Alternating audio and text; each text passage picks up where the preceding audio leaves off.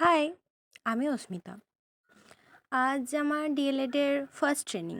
মানে ওই ডিএলএড করতে করতে যে স্কুলে যে ট্রেনিংটা পড়ে না, ওই সেটাই।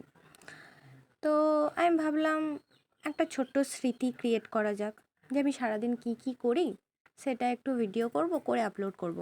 এটা না যেটা আমার ফার্স্ট ভিডিও, এর আগেও আমি ভিডিও আপলোড করেছি, তারপরে আমি মোটিভেশন হারিয়ে ফেলেছি, দিয়ে ভিডিও করা বন্ধ করে দিয়েছি।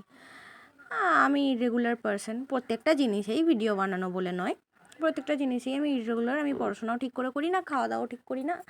তো হ্যাঁ, তবে একটা কথা বলা বাহুল্য যে আমি আজকে ভিডিওটা করছি শুধুমাত্র আমার এটা একটা নতুন শুরু হচ্ছে, যে আমি ভালো করে নিজেকে রিপ্রেজেন্ট করছি সোশ্যাল মিডিয়ায়, এই সমস্ত কিছু নয়। ওইসব আমার হয় না। আমার ভিডিও বানানোর একটা সবথেকে মূল কারণ হচ্ছে, আমার মা আমাকে বলে যে আমি সারাদিন নাকি কোনো কাজ করি না। আমি নাকি বসে থাকি, শুয়ে থাকি, মানে ঘুমাই, ফোন ঘাঁটি, খাই দাই ঘুমাই, যেটা আর কি অনেকেই বলে, অনেকের মায়েরাই বলে। আমার মাও অন্যথা যায় না, মানে বৃথা নয় এটা, আমার মাও বলে। তো এবার আমি আমার মাকে দেখাতে চাই যে আমি সারাদিন অনেক কাজ করি মা, তুমি বিশ্বাস করো। আমি মাকে বললে আমার মা বলে, দূর কই করেছিস এরকম।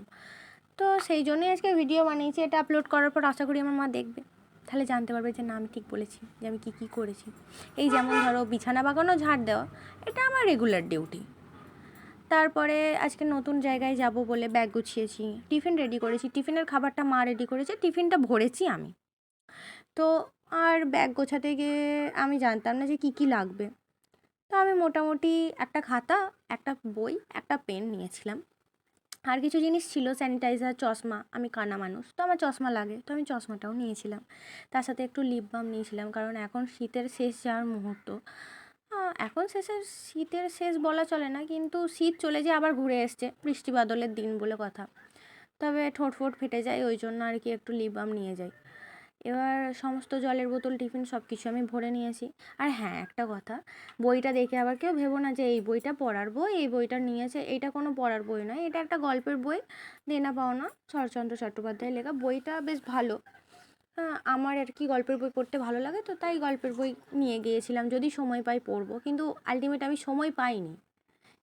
আমার ওখানে গিয়েই সময় কেটে গেছে সবার সাথে কথাবার্তা বলে, ক্লাস নিয়ে, যাই হোক।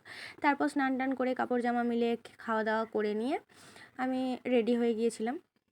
রেডি হয়ে গিয়েছি, ওখানে গিয়ে ক্লাস নিয়েছি, সমস্ত কিছু করেছি, কিন্তু আমার আর সম্ভব হয়ে ওঠেনি কোনো ক্লিপ নেওয়ার।